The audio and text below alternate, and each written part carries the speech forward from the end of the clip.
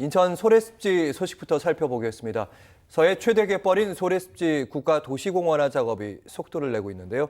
지역의 기대감 먼저 영상으로 만나보겠습니다. 도시공원법에서 정하고 있는 국가도시공원으로서의 잠재적인 역량은 매우 충분히 갖고 있습니다. 그렇게 해서 국가도시공원 지정이 됐을 때 소래 포구와 더불어 지역 경제에 굉장히 큰 도움이 되리라 생각을 합니다.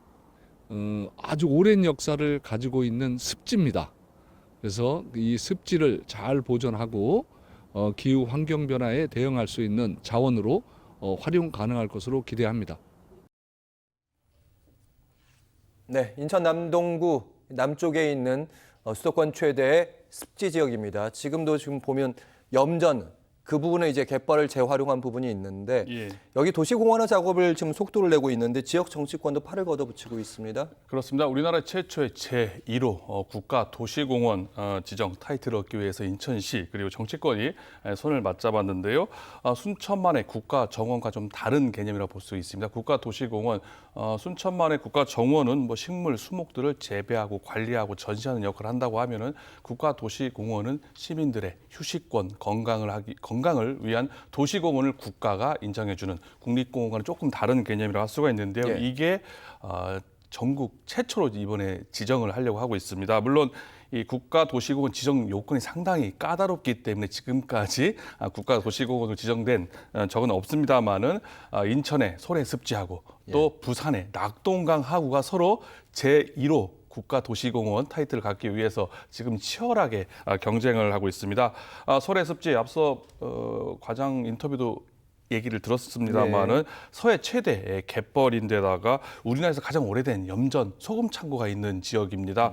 또한 수도권에서 유일하게 자연 해안선을 볼 수 있는 요즘에 인공 해안선이 아닌 자연 해안선을 수도권에서 유일하게 볼 수 있는 지역이 바로 소래습지 지역이고요. 또 천연 기념물인 저새 서식지가 있는 생태학적으로 상당히 가치 있는 지역이라고 할 수가 있습니다.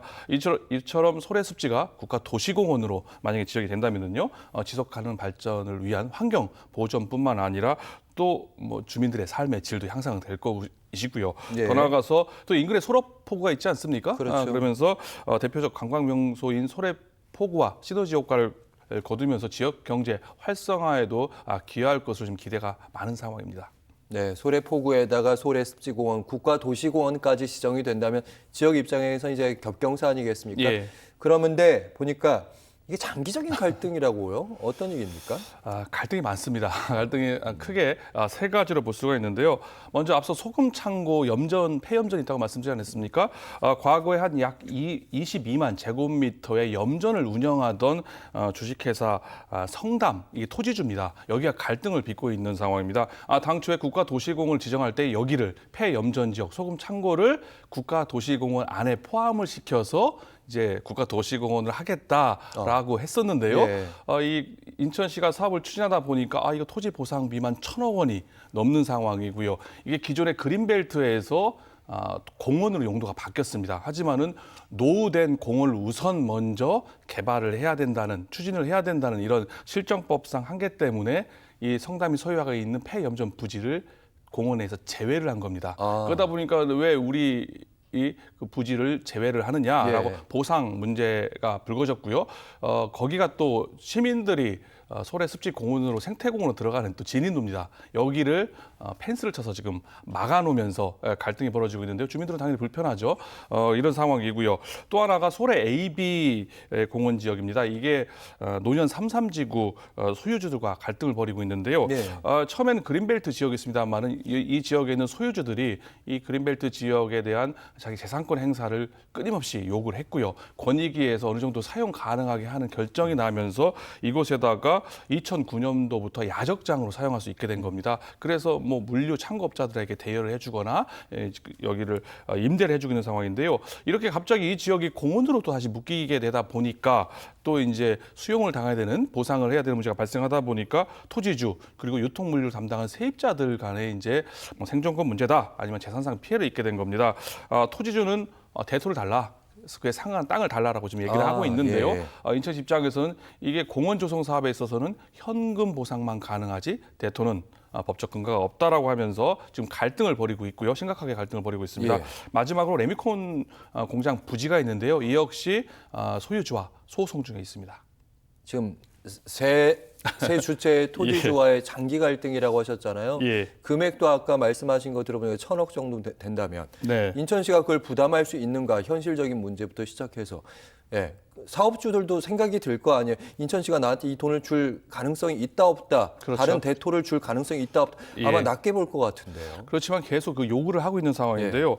소래습지 국가도시공원 지정을 두고 이런 갈등이 계속 지속되다 보니까 과연 이거 해결할 수 있을까? 접점은 마련될 수 있을까라고 지금 의문시가 되고 있는 상황입니다.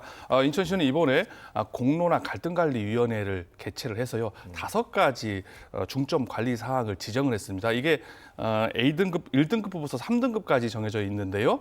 이번에 5개를 지정했는데 이 중에 1등급이 바로 소래습지 이번에 국가도시공원 지정 사업입니다. 나머지 4개들 다 사실 쉽지 않은 것들입니다. 뭐 해상 풍력 발전이라든지 아니면 부평 캠프 마켓에 있는 뭐 개발 갈등, 제3보급단 같은 군부대 이전, 심지어는 송도에 있는 소각장 현대화 사업 등 하나하나가 풀기 어려운 이런 애들도 2등급이에요. 그러면 그런데 이 소래습지 생태 이해했어요. 공원을 국가도시공원으로 만든 사업은 유일하게 1등급짜리 갈등 수준입니다. 최고수의 갈등이네요. 최고수의 갈등이라고 볼 수가 있는데 앞서 이 3가지 갈등 그럼 어떻게 풀어야 되겠느냐. 첫 번째 갈등이죠. 성담과의 토지 보상 문제는 이미 거긴 제척을 해버렸기 때문에 더 이상 문제가 되지 않습니다.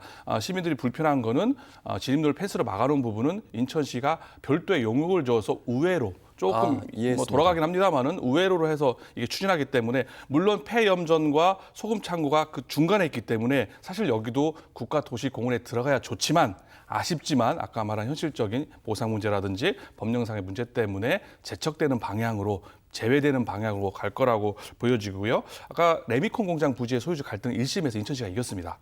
그리고 지금 2심 항소심에 진행 중에 있는데요. 뭐 시간이 좀 걸리긴 하겠습니다만 확정 판결까지는 그래도 이걸 인천시에 손을 들어주고 있다는 점에 있어서 시간이 걸리겠지만 결국은 이 문제 역시 좀 해결되지 않겠나 생각이 되는데 문제는 노년 33지구 소래 AB 공원의 문제입니다.